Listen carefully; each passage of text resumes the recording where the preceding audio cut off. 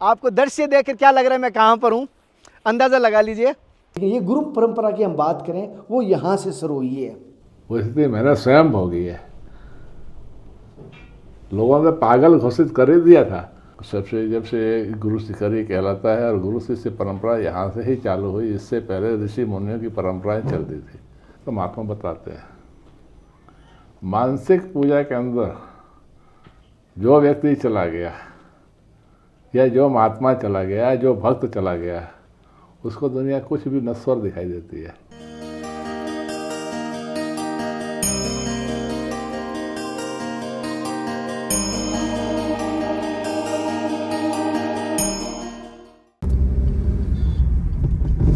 आराम हो आराम होना।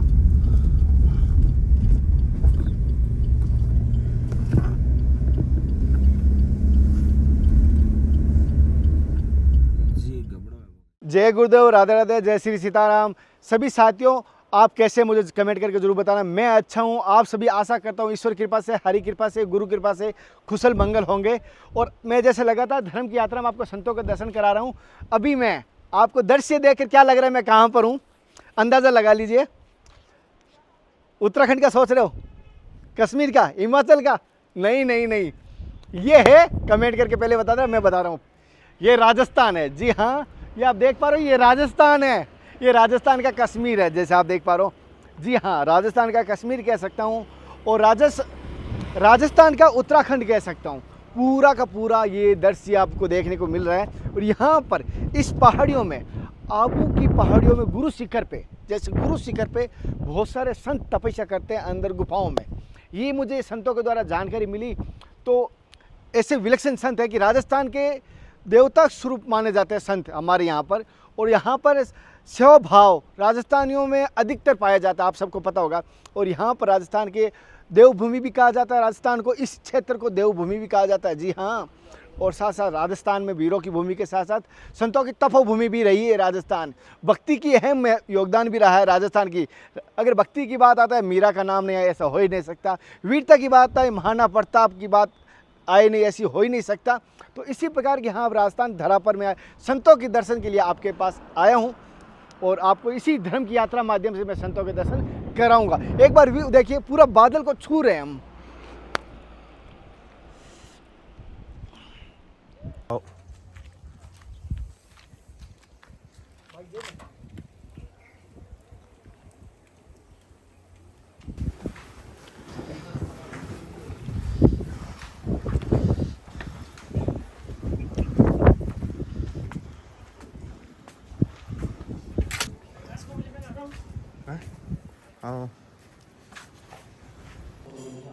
अच्छा, कोई नहीं।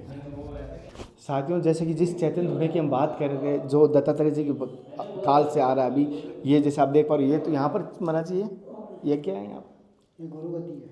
गुरु गद्दी है। और साथियों, जैसे कि गुरु परंपरा की बात आए तो सबसे पहले यहीं से शुरुआत हुई थी। और जो चैतन्य धुने की बात करते हैं, और यही चैतन्य धुना है। और संतों के धुने में आपको त्रिशूल, कमंडल, चिमटा, ये सभी दर्शन होंगे। ये 5 चिन्ह होते हैं जो आपको देखने को यहाँ पर भी धुने में मिल रहे हैं, जैसे आप देख पा रहे हो। और कार्तिक जी का, जैसे आप देख पा रहे हो, कार्तिक जी के भी गुरु दत्त भगवान थे। जी हाँ, ये बहुत कम लोगों को पता है। कार्तिक जी शिव जी के पुत्र थे, लेकिन उनके गुरु दत्त थे।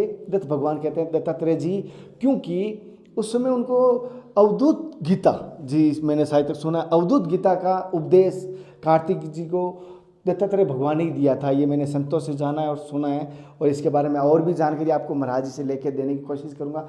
लेकिन जो यहाँ पर महाराज जी वो कैमरे के सामने नहीं आ रहे, तो बड़े महात्मा महाराज जी है वो ऊपर, उनसे हम कोशिश करेंगे यहाँ के दर्शन। लेकिन ये गुरु परंपरा की हम बात करें, वो यहाँ से शुरू हुई है। जैसे हम गुरु शिष्य की बात करते हैं ना, कि गुरु शिष्य की बात करते हैं, दीक्षा लेने की बात करते हैं, गुरु पूर्णिमा की बात करते हैं, तो वो इस गद्दी से शुरू हुई है। ये बड़ी बात आपको बता दूं, ये राजस्थान में आबू रोड, गुरु शिखर बोलूँ सिरोही में है ना, राजस्थान के सिरोही जिले और गुरु शिखर, ये स्थान का एड्रेस है। आप यहाँ पर भी दर्शन करने आ सकते हैं।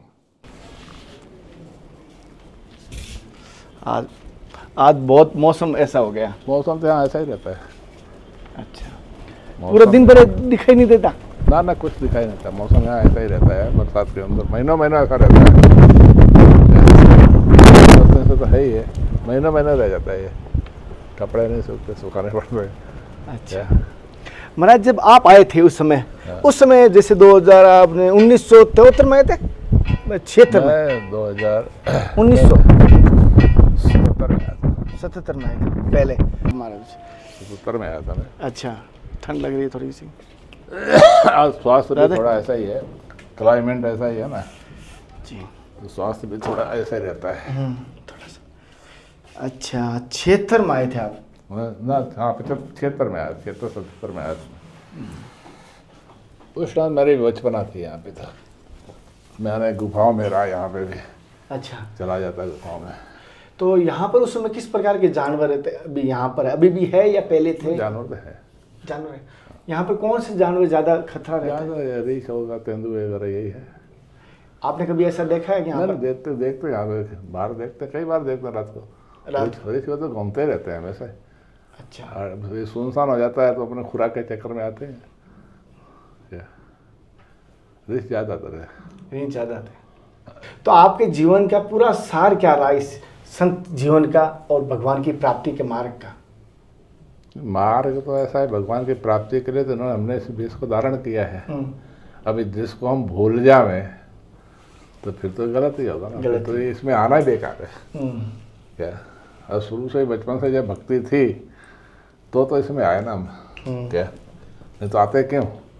नहीं। बहुत सारे लोग नशे में, पत्ते में, मैं तो किसी भी कोई व्यसन में फंसा ही नहीं आते, किसी प्रकार का मैं व्यसन नहीं किया हूँ। बोले गाँजा हो, फलाओ, कोई भी व्यसन मैंने जीवन में नहीं किया। कि मेरे साथ व्यसन करने वाले महात्मा बहुत सारे होंगे, उनके साथ भी रहा, वो कहते रहे फिर लोग बंद कर दिया अपने बस में। अपना नशा ईश्वर के नाम का होना चाहिए। क्या अच्छा, और आबूराज है, ये सिद्धों की जगह है। और आबूराज है, उत्तराखंड है, नर्मदा तट है, यहाँ विशेषकर सिद्धों का निवास रहता है। जैसे यहाँ अगर हम गुरु शिखर की बात करें, जैसे कौन कौन से ऋषियों की या संतों की विशेष बात रहती है कि उन्होंने यहाँ पर तपस्या की साधना की है? साधना तो यहाँ बहुत सारे महात्माओं ने किया। उत्तराखंड से आके महात्माओं ने यहाँ पे साधना करके वापस उत्तराखंड में गए हैं। उत्तराखंड से महात्माओं ने बिल्कुल, यहाँ हमारा साधना करने यहाँ के लिए- आबूराज का इतिहास है। आबूराज का इतिहास है, उत्तराखंड से महात्मा यहाँ के तपस्या करके वापस उत्तराखंड गए। अच्छा, हाँ, उनकी समाधियाँ हैं, आज भी हैं। अच्छा, उत्तराखंड से ऋषि मुनि सभी आते हैं, यहाँ पे आते रहते हैं। दृश्य नहीं आता अपने को अलग कीजिए, लेकिन सूक्ष्म रूप में यहाँ पे जबकेश्वर महादेव है शेरगाम के अंदर, वहाँ पे फतेहपुरी जी महाराज रहे, ये उत्तराखंड से आए थे। फिर उत्तरज गांव है पीछे, वहाँ खांडेपुरी जी महाराज रहे।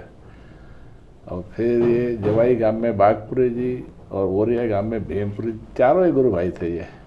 को चारों यहाँ भजन किया, तपस्या की, और एक से एक सिद्ध थे ये। भीमपुरी जी सिद्ध थे, बागपुरी जी आज भी लोग उनकी गुफा, छोटी सी गुफा है जिसमें सिर्फ व्यक्ति बैठ ही सकता है।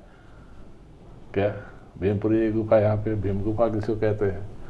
जबकेश्वर में फतेहपुरी जी गुफा है, उत्तरज में खांडेपुरी जी गुफा है। चारों गुरु भाई थे। अच्छा। गुरु जी, मेरे से कोई गलती हुई तो मुझे माफ़ कर देना। बहुत हूँ मैं तो कोई ऐसे सत्संग में कोई अर्जुन के तरह कोई सवाल करने का। ये क्या है, जीवन साधना में है। इसको साधना जितना आप जाओगे ना, बढ़ाओगे ना, उतना अच्छा रहता है। अच्छा, क्या साधना एक अलग चीज़, साधना के द्वारा ही ईश्वर के, जब इसको कपड़े को पहनने लिया है तो उसकी लाज तो रखनी है ना, ईश्वर को भी रखनी है। गुरुजी जैसे मुझे एक आपने बात बताई, जो जब अजपा बन जाता है, जो श्वासों में हो जाता है, वो कब होता है, उसकी क्या प्रक्रिया है? जैसे जैसे अभ्यास बढ़ेगा आपका जप का, चलते फिरते उठते बैठते अगर जप में ध्यान लगाते रहोगे आप, अच्छा, तो हम जो समय आने पर स्वतः ही हो जाएगा, आपको करने की कोई आवश्यकता नहीं पड़ेगी। अच्छा। और जैसे गुरुजी आपको वो मार्गदर्शन नहीं मिला उस अवस्था आने के बाद, वो एक अलग चीज़ है। नहीं, हमें कैसे पता, हमें भी आ जाए और हमें मार्गदर्शन लेने के लिए कहाँ जाना चाहिए? दुनिया ने मुझे पागल घोषित कर दिया था, महात्मा ने मुझे पागल घोषित कर दिया था। मैं उस अवस्था को देख के मैं भोजन ही नहीं करता था। भूल जाता था। अच्छा। गांव में से आते लोग टिफिन रख के चले जाते। अब कौन आया कब रखा मुझे कोई ध्यान नहीं रहता था। मैं तो घंटों रोता रहता भगवान को, ये कब मुझे मिले। क्या वो स्थिति मैंने स्वयं भोगी है। लोगों ने पागल घोषित कर ही दिया था। क्या? पागल बाबा है। हाँ, बोलता नहीं था किसी से, अच्छा। आश्रम से बाहर भी जाता नहीं था, और निद्रा भी खत्म हो गई थी। मैं रात भर बैठा रहता, रात भर बैठता मैं। दिन में शायद मैं थोड़ा बहुत विश्राम भी करता, लेकिन रात को नहीं करता था। बिल्कुल रात में, चांद रात मस्त बैठे रहते, रात निकल जाते थे। गुरुजी आपकी देह की उम्र क्या होगी, शरीर की? मेरी उम्र अभी 78 के आसपास है। 78 के। हाँ। कोई स्वास्थ्य में कोई और तो कोई विशेष? थोड़ा तकलीफ रहती है, वैसे विशेष नहीं है। थोड़ा क्लाइमेट का भी रहता है, जैसे यहाँ का क्लाइमेट ठंडा है ज़्यादा। आज जानिए, इतने टाइम से धर्म की यात्रा चला रहा हूँ, 2 साल हो गए, लेकिन आपने बड़ी बात कही थी, गुरु परंपरा इसी स्थान से शुरू हुई थी। बस दत्तात्रेय भगवान ने तपस्या करने के बाद 33 करोड़ देवी देवता 88,000 ऋषि मुनि को इस शिखर पे बैठ करके उपदेश किया, और यहाँ से ही गुरु सबने उनको अपना गुरु माना। ऋषि ने, मुनियों ने, देवताओं ने, सब ने उनको गुरु माना। अच्छा। सबसे जब से गुरु शिखर ही कहलाता है, और गुरु शिष्य परंपरा यहाँ से ही चालू हुई। इससे पहले ऋषि मुनियों की परंपराएं चलती थी। इससे पहले ऋषि महात्माओं की परंपरा थी। ऋषि मुनि जंगल में तपस्या करते थे, वो गुरुकुल चलाते थे, वो परंपराएं चलती थी। गुरु शिष्य की परंपरा यहाँ से चालू हुई है। अच्छा। भगवान दत्तात्रेय से। गुरुजी, इस स्थान का जैसे सुना है कि धार्मिक स्थान पर जाने से, एक माला करने से कई गुना फल मिलता है, तो इस स्थान का क्या महत्व, विशेष क्या चमत्कार की है या कोई? चमत्कार ये तप स्थली है भगवान दत्तात्रेय की। भगवान के दत्तात्रेय की तप स्थली है, तो उसकी अपनी एक ऊर्जा तो होगी स्वाभाविक। जहाँ स्वयं भगवान ने तपस्या की है, वो स्थल तो कितना पवित्र होगा। अब भले आज दूसरा हो गया है, एक अलग चीज़ है, आज का वातावरण चेंज हो गया है। थोड़ा आध्यात्मिक मार्ग की थोड़ी मार्गदर्शन करें थोड़ा। ऐसा है कि भगवान के प्रति प्रेम है, भाव है, तो वो भक्ति ही है। भाव ही भक्ति है। भाव प्रधान है। भाव प्रधान है, भक्ति में भाव ही प्रधान है। भाव नहीं है तो भक्ति किसी काम की नहीं है। दिखावे वाली भक्ति वो काम की नहीं है। काम की नहीं। जब तक अंतर आत्मा से अपने भाव अपने इष्ट के प्रति प्रकट ना हो, जब तक वो भक्ति काम की नहीं है। अच्छा। क्या? और भक्ति वही फलीभूत होती है। निष्काम कर्म योग भी है, सकाम कर्म भी है, सभी प्रकार के कर्म तो है ही है, लेकिन भक्ति जो निष्काम कर्म की होती है, निष्काम कर्म की, उसको निष्काम कर्म, भगवान ने गीता में क्या बोला है? निष्काम कर्म। कोई फल की इच्छा मत रखिए आप। अच्छा। फल की इच्छा नहीं, निष्काम समर्पित भाव से।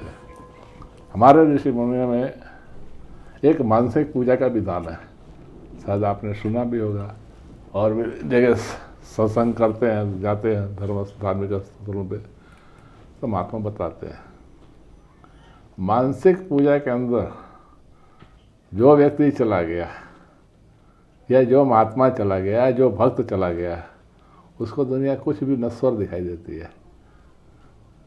अच्छा। मानसिक पूजा का क्या विधान होता है? एक प्रयास करना पड़ता है उसके लिए, अपने भगवान के प्रति। धीरे धीरे उसको अभ्यास बढ़ता जाता है, फिर उसमें लीन हो जाता है योगी, फिर वो समाधि में चला जाता है। उसको दिन दुनिया पड़ी ही नहीं रहती उस वक्त। जैसे मान लो मैं भगवान शिव को हमने इष्ट माना, वो हमारे इष्ट हैं। अब उनका वास कहाँ पे है? कैलाश पे है। कैलाश पर्वत। अब हम मन से भावना करते हैं कि हम भगवान शिव हमारे कैलाश में विराजमान है, चारों तरफ ऐसे दृश्य हैं, अब हम उनकी सेवा पूजा में लगे हैं, नाना प्रकार के फूल सुगंधित वस्तुएं हम उनको अर्पण कर रहे हैं, जल धारा दे रहे हैं, मतलब ऐसे धीरे धीरे अपना अभ्यास बढ़ाते जाएंगे ना, तो हम बिल्कुल उनके अंदर ही लीन हो जाएंगे। अच्छा। क्या फिर हमें दुनिया कुछ दिखे भी नहीं। क्या तो ठीक है, मानसिक पूजा एक अच्छी चीज़ है, और बड़े बड़े ऋषि मुनि इसका अभ्यास करते हैं तो गण उसमें लीन हो जाते हैं वो। मतलब वो सब उनकी सेवा पूजा हम कर रहे हैं, इस तरह भगवान को ऐसे भोग लगा रहे हैं, भगवान को हम ये कर रहे हैं, भगवान बस अपने मन की कल्पना के द्वारा अपने जो भाव हैं उद्गा रहे हैं, हम उनके अंदर प्रकट कर रहे हैं। मौन है हम, लेकिन हमारे जो भाव हैं उनको समर्पित है। क्या जी। तो मानसिक पूजा का धीरे धीरे अभ्यास करना पड़ता है। अभ्यास होने के बाद योगी फिर उनके अंदर लीन नहीं हो जाता है, उनको दिन दुनिया से दिखाई नहीं, उनके सिवा को दूसरा कोई दिखेगा ही नहीं। ये दुनियादारी कोई महसूस कर नहीं है। और जप है, तप है, तपस्या तो आप देख करते हैं, लोग महात्मा करते हैं, अनेक प्रकार से करते हैं, अनेक अपनी अपनी विधियाँ होती हैं। जब भी करते हैं तो जब भी भगवान, जप कैसा होता है, जब श्वासोश्वास अपने को सुनाई देने लगे तो वो जप। जैसे धीरे धीरे अभ्यास, जब का अभ्यास करते रहो, आप सोते उठते बैठते जागते किसी भी रूप में, वह जप में शुद्धि अशुद्धि का कोई ध्यान नहीं रहता है। क्या जी गुरु जी। लेकिन जब जैसे जैसे जप की संख्या बढ़ती जाएगी, वैसे वैसे क्या होता है कि श्वासोश्वास हो जाता है। आप सो रहे तो भी आपका जप आपके कान में सुनाई दे रहा है। क्या जी गुरु जी। ये भक्ति के प्रकार है। जब तो उन्हीं का कर रहे हैं, उन्हीं मंत्रों का जो गुरु द्वारा प्रदत्त है, उन्हीं मंत्रों का जप खत्म कर रहे हैं ना। अपने इष्ट का तो जप करेंगे, दूसरा किसका करेंगे? जी। उनके अंदर जप के द्वारा भी व्यक्ति लीन हो जाता है। अच्छा। क्या उसको अपने आप को जब सुनाई देगा। क्या जी। अब ये गति बहुत नज़दीक की है, मतलब बिल्कुल पास में पहुंच चुके हैं उनको। उस वक्त जब की संख्या बढ़ जाने के बाद जब क्या होता है, उसको भूख प्यास भूल जाती है। वहाँ स्थिति वही हो जाती है जो मानसिक पूजा की होती है। क्या भान नहीं रहती देह की, कुछ भी नहीं। दुनिया तो उसको कैसा लगता है कि व्यक्ति बैठा है, कब यहाँ से चला जावे। मन में भावना, मुंह से नहीं कहेगा वो, क्योंकि भक्त है, वो मुंह से नहीं कहेगा। मन में भावना होती है, जब से खंडित हो रहा है, अब व्यक्ति कब जाएगा यहाँ से। क्या लेकिन वो बहुत नज़दीक पहुँच जाता है, प्रभु के बहुत ही नज़दीक पहुँच जाता है।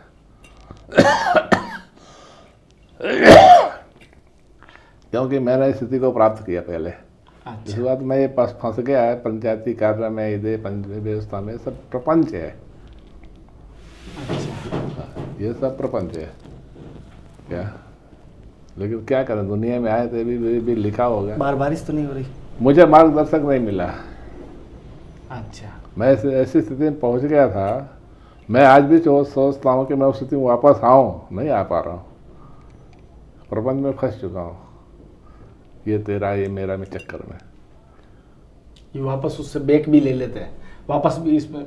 ऐसा है, ये भक्ति के जो बीज जन्म जन्मांतर चलते हैं वो कभी भी नष्ट नहीं होते। नहीं।